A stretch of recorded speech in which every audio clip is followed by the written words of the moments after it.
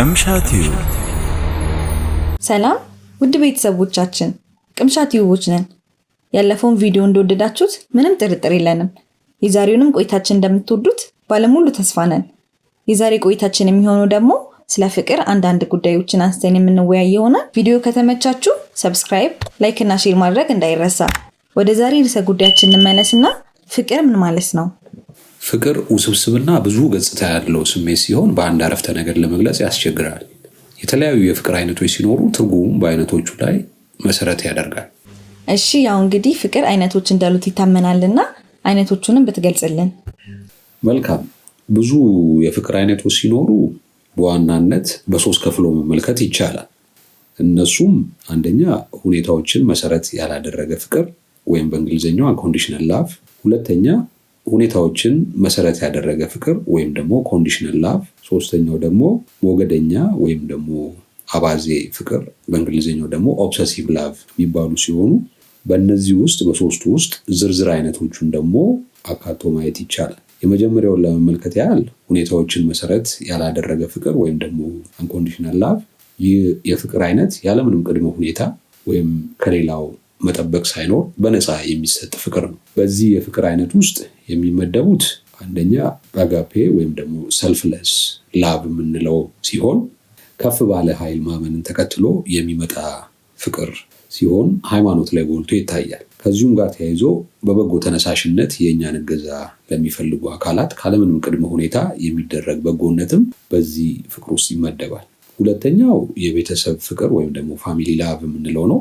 ይህ ንጹህ የሆነ በቤተሰቦች መካከል ያለ ፍቅር ሲሆን እናት ወይም አባት ለልጃቸው ያላቸው ፍቅር፣ ልጆች እርስ በርሳቸው ያላቸው ፍቅር፣ ከፍም ደግሞ ሲል ቅርብ ለሆኑ ዘመዶቻችን ወይም ደግሞ ይሄ ኤክስቴንድድ ፋሚሊ ያለንን ፍቅር ያካትታል።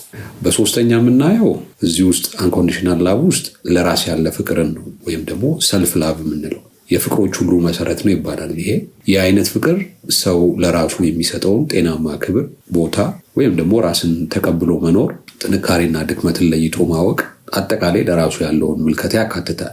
ጤናማ ግለሰብ ሌሎቹን ፍቅሮች እንዴት መያዝና መንከባከብ እንዳለበት በሚገባ ያውቃል ስለሚባል ማለት ነው።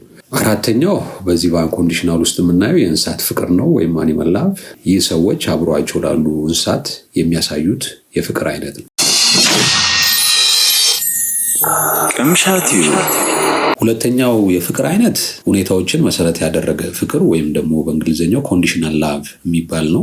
ይህ የፍቅር አይነት የሚጠብቀው ወይም የሚፈልገው ነገር አለ። ይህ ከሰው ሰው የሚለያይ ሲሆን የተወሰኑ ጎልቶ የሚታዩ ጉዳዮችን ለማንሳት ያህል ባህሪ ሊሆን ይችላል፣ ወይም የሃይማኖት አንድነት ሊሆን ይችላል፣ ወይም ደግሞ እርስ በርስ ያላቸው መከባበር ሊሆን ይችላል፣ ወይም ደግሞ አንዱ ከሌላው የሚጠብቀው እንክብካቤ ሊሆን ይችላል ወዘተ። እነዚህ ጉዳዮች ሲሟሉ ፍቅሩ የሚቀጥል ሲሆን በውይይትም ወይም በሂደት ካልተሟሉ ግን ግንኙነቱ ሊሻክር ብሎም ሊቆም ይችላል። ይህ ሁኔታዎች ላይ መሰረት ያደረገ ፍቅር የተለያዩ ባህሪያት ሲኖሩት ጥቂት ዋና ዋና የሚባሉ ባህሪያቱን ስንመለከት አንደኛ መስጠትና መቀበል አለ በውስጡ። በዚህ አይነት ፍቅር ውስጥ ሰጥቶ መቀበል መርህ ነው። ታማኝ መሆን፣ ሌላውም እንዲታመን መፈለግ፣ ማፍቀር፣ ከሌላውም ወገን ደግሞ መፈቀር ወዘተ እንደዚህ አይነት ነገሮች ይኖራሉ። ሁለተኛ ምዘና ነው። በጊዜ ሂደት የሚስተካከሉ ጉዳዮች ላይ መስራት፣ መነጋገር፣ ጥረት ማድረግን በውስጡ ይይዛል። ሶስተኛው እዚህ ውስጥ ያለው ባህሪ ፍቅርን መገላለጽ ነው። ሁለቱም ፍቅራቸውን ያለማቋረጥ መገላለጽ ሲቆም ፍቅሩ ላይ ጉዳት ያመጣል። ያ ምን ማለት ነው? ሁልጊዜ እየዳበረ የሚሄድ ነው መሆን ያለበት እንጂ በሆነ ጊዜ ላይ የሚገላለጹት ነገር ሲቆም የራሱ የሆነ አሉታዊ ጎን ስላለው ማለት ነው። ሌላው በዚህ ውስጥ ያለ ባህሪ መነጋገር፣ መተራረም ነው። ይሄም ጊዜ ወስዶ ጉዳዮች ላይ መወያየት፣ መተራረም፣ ያልተግባቡባቸው ጉዳዮችን ለጊዜው ቆየት በማድረግ በሂደት ለመፍታት መሞከር ናቸው። ልክ እንደ አንኮንዲሽናል እዚህም ይሄ ኮንዲሽናል ውስጥ የሚካተቱ የፍቅር አይነቶች አሉ። አንደኛው የተቃራኒ ጾታ ፍቅር ነው፣ በእንግሊዝኛው ሮማንቲክ ላቭ የሚባል። በሁለት ተቃራኒ ጾታዎች የጋራ መፈቃቀድና ፍላጎት ላይ ተመስርቶ የሚጠነሰስ ሲሆን አካላዊና ስሜታዊ ትስስርን፣ መተሳሰብን፣ በሁለቱ መካከል ያለ መዋደድን፣ ፍቅርን ወዘተ በውስጡ ይይዛል። በዚህ ፍቅር ውስጥ አንዱ ለሌላው ሊያሟላ የሚገቡ ፍላጎቶች ጎልተው ይታያሉ። ስለዚህ በሁለቱም ጾታዎች ላይ መጠባበቅ አለ ማለት ነው። ሁለተኛው የጓደኝነት ፍቅር ነው ወይም በእንግሊዝኛው ፕላቶኒክ ላቭ የምንለው ነው። ይህ በጓደኝነት በጋራ ፍላጎት እና በጋራ መከባበር ላይ ተመስርቶ የሚፈጠር ፍቅር ሲሆን በአብሮ አደጎች መካከል በተለያዩ ምክንያቶች በሚፈጠሩ ጓደኝነቶች፣ ማህበሮች ሊሆኑ ይችላሉ ወዘተ ላይ ጎልቶ የሚታይ ነው። ሶስተኛው የአፍላ ፍቅር ወይም ደግሞ ፕሌይፉል ላቭ የሚባለው ነው። ይህም አፍላ ጊዜን መሰረት አድርጎ ለጨዋታ በማሽኮርመም ውስጥ ቀለል በማድረግ የሚታይ የፍቅር አይነት ነው። ለጨዋታና ደስታ የሚደረግ ሲሆን ኮሚትመንቱም ትንሽ ነው። ይሄ ብዙ ጊዜ ኤርሊ ስቴጅ ኦፍ ዴቲንግ ላይ የሚመጣ የፍቅር አይነት ሲሆን እሱን እንደ ምሳሌ መውሰድ እንችላለን። ቅምሻቲው ሶስተኛ የምንመለከተው የፍቅር አይነት ደግሞ ይሄ ሞገደኛ ወይም ደግሞ ኦብሰሲቭ የምንለው ሲሆን ይህ አይነት ፍቅር ጤናማ የሆነውን የስሜት ግንኙነት በመጣስ ወደ ጤናማ ያልሆነ ድንበር ዘልቆ የሚገባ ነው።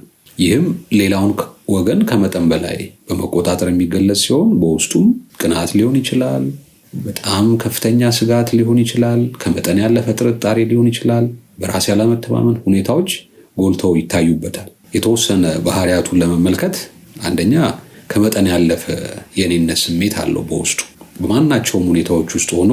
ይህም ማለት ለሌላኛውም ወገን በማይመች ሁኔታም ሊሆን ይችላል እኔነትን በማስቀደም ከዚህ ሰው ውጪ መኖር አልችልም የሚል ስሜትን በውስጥ ማዳበር ሊታይበት ይችላል።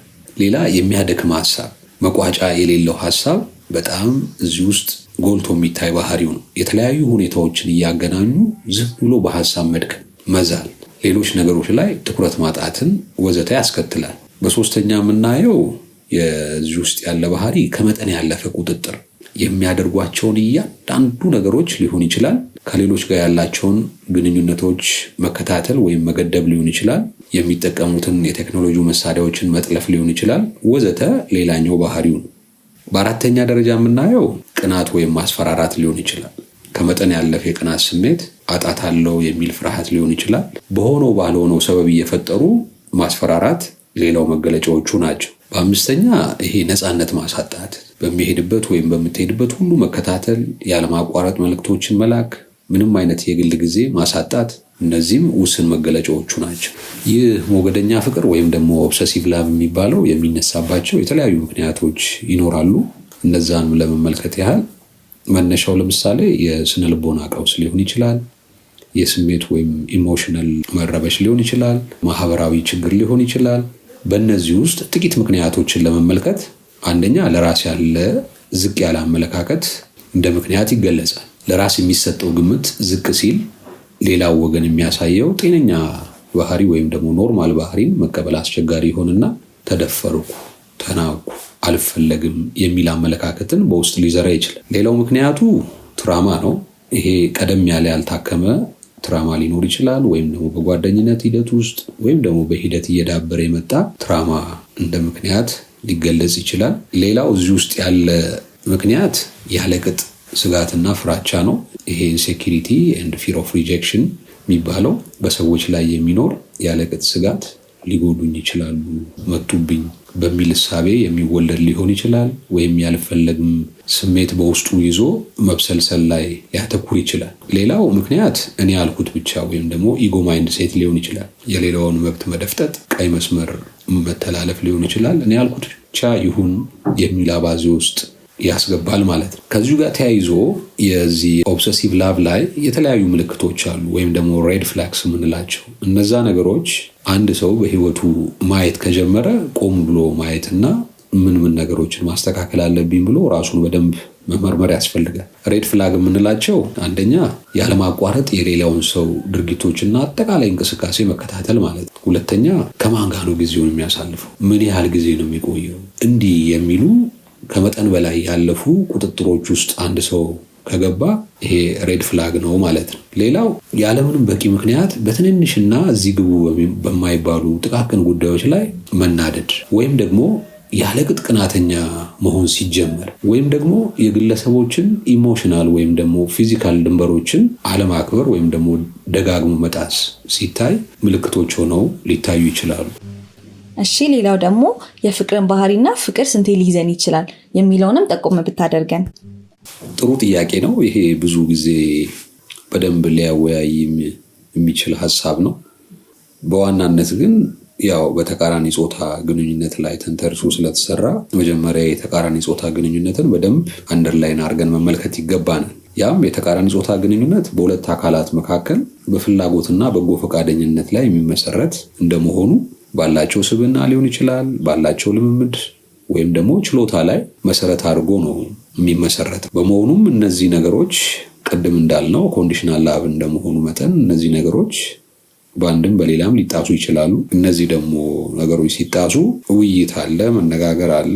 በዛ ሂደት ውስጥ ሊስተካከል ይችላል፣ በዛ ሂደት ውስጥ ደግሞ ላይስተካከል ይችላል። በመሆኑም እነዚህን አጠቃላይ ሂደቶች መሰረት አድርገን ነው የምንመለከተው። ግን እኛ ወደ ራሳችን ምልከታ ከመግባታችን በፊት እስቲ ውድ አድማጭና ተመልካቾቻችን ለእናንተ የተቃራኒ ጾታ ፍቅር ስንቴ ሊሆን ይችላል የሚለውን ነገር ኮሜንት ላይ ብጽፉልን ደስ ይለናል።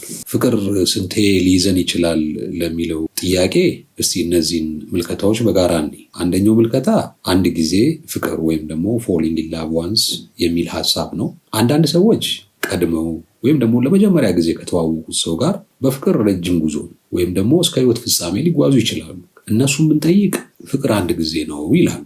ልክም ናቸው። ምንም ስህተት የለባቸው። በህይወት ልምምዳቸው ያዩት ያንን ስለሆነ። ሆኖም ሁለተኛውን ደግሞ ምልከታ እንይ። አንዳንድ ሰዎች ጋር ደግሞ የሚወዱትን ሰው በተለያዩ አደጋዎች ሊያጡ ይችላሉ። የመሰረቷቸው የፍቅር ግንኙነቶች በተለያዩ ምክንያቶች መቀጠል አቅቷቸው ሊቆሙ ይችላሉ። በሚደርሱባቸው የብስለት ልኮች 10ዎቹ፣ 20ዎቹ፣ 30ዎቹ ከዛም ላቅ ባለው የእድሜ ክልል ሊሆን ይችላል ያለ የፍቅር አመለካከት ሌሎች አማራጮችን እንድናይ በር ሊከፍት ይችላል። ይሄም የህይወት ሌላው መልኩ ነው። ቀጣይ ሌላ ግንኙነቶች ቢመሰርቱ የሚገባና ልክ ነው። በዚህ ሂደት ብዙ ጊዜ ማፍቀር ሊከሰት ይችላል። ሁለተኛው ምልከታ ወይም ደግሞ በተለያየ ጊዜ ማፍቀር ወይም ደግሞ መልቲፕል ሪሌሽንሺፕ እዚህ ጋር ይመጣል። መገንዘብ ያለብን ፍቅር ጥልቅ ስሜት እንደሆነ መርሳት የለብን። እንዲሁም በቆይታ ወይም በጊዜ ሂደት እየዳበረ የሚመጣ የራሱ የሆነ ጤናማ ዑደት ወይም ሳይክል ፕሮሰስ ያለው ነው። አንደኛውን የፍቅር ግንኙነት በሚገባ ዘግቶ ወደ ሌላኛው ሲኬድ ባለው ልምምድና ምቾት ከአዲሱ ጋር ሌላ ፍቅር ይወለዳል። ህይወት አንዳንዶች ጋር በዚህ መልክ ትቃኛለች። ለነሱ ፍቅር ደጋግሞ የሚይዝ ጉዳይ ነው ማለት ነው። ልክም ናቸው። እንደ መጀመሪያዎቹ እነዚህም ምንም አልሳሳቱ። ስለዚህ እንደ ቅምሻቲው ሐሳባችን በዚህ ጉዳይ ላይ አንድም ብዙም ሊሆን ይችላል ይሆንና ወሳኙ በግለሰቦች መካከል ያለ እይታ፣ ልምምድ ወይም ደግሞ አውድ ወይም ደግሞ ኮንቴክስት የሚሆነው ይሆናል ማለት ነው። እሺ በጣም እናመሰግናለን። እጅግ ጠቃሚ የሆነ ሐሳብ ነው የለገስከን። ያው እንደተለመደው ከላይ ያነሳናቸውን ሐሳቦች የሚደግፍ አጠር ያለ ስቶሪ ይኖረናል። ተከታተሉ።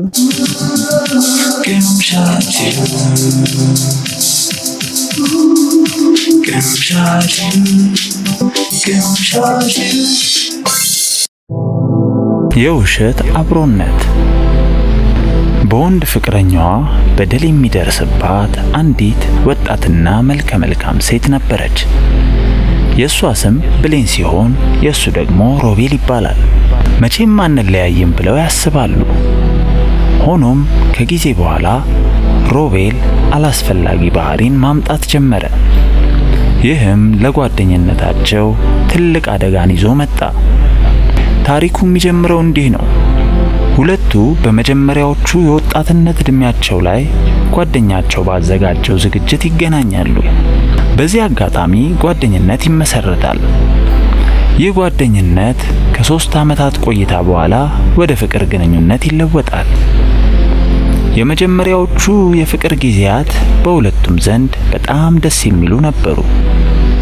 ሆኖም ዓመታት ሲቆጠሩ ሮቤል የባህሪ ለውጥ በማምጣት በጣም ሞገደኛና ቁጥጥር የሚያበዛ ሰው ይሆናል። ጓደኞቻቸው በብሌን ላይ ለውጥ መመልከት ይጀምራሉ። ምክንያቱ ደግሞ የሮቤል ባህሪ ለውጥ ነው። ብሌን ግን ይህን ሁሉ ችላ ከጓደኞቻቸው ተጠብቀው ነበር። ምንም የሱን መጥፎ ነገርም አታነሳም ነበር። ሆኖም ቤተሰብም ሆነ ጓደኞቿ ነገሩን ስለተረዱ ብሌንን ለመጠበቅ የተለያዩ ነገሮችን ማድረግ ይጀምራሉ።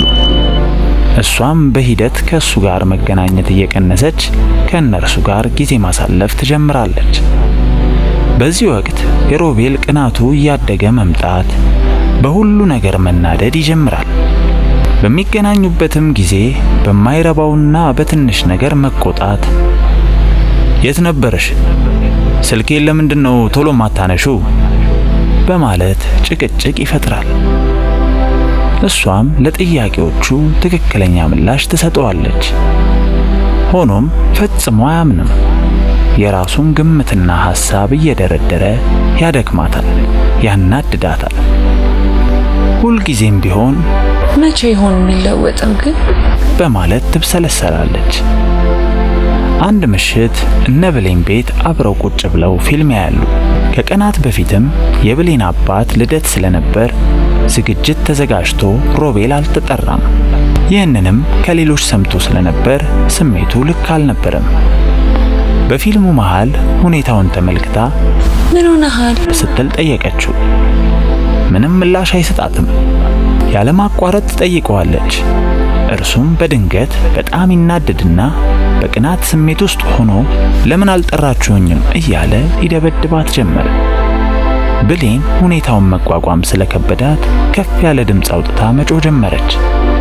ጎረቤቶቿም ድምፁን ሰምተው ሲመጡ ባዩት ነገር ይደናገጣሉ። ብሌንን ከእጁ ከነጠቁ በኋላ ምን እየሆነ እንዳለ ይጠይቁታል። ደንዝዞ አይመልስም። የተፈጠረውን ያወቀው ፖሊስ መጥቶ ይዞት ሲሄድ ነበር። የዛሬ ቆይታችን ይህንን ይመስል ነበር። ያው ከኛ የተወሰነ ሐሳብ ይነሳል፣ እናንተ ደግሞ ይበልጥ ታዳብሩታላችሁ ብለን ተስፋ እናደርጋለን። ጥያቄ የፈጠረባችሁ ወይም ደግሞ በዚህ ሐሳብ ዙሪያ አንስተን ብንወያይ የምትሉት ሐሳብ ካለ ኮሜንት አድርጉልን፣ እናየዋለን። ከዛሬው ቪዲዮ ብዙ ትምህርት እንዳገኛችሁ ተስፋ በማድረግ በቀጣይ ቪዲዮ እስከምንገናኝ መልካም ጊዜ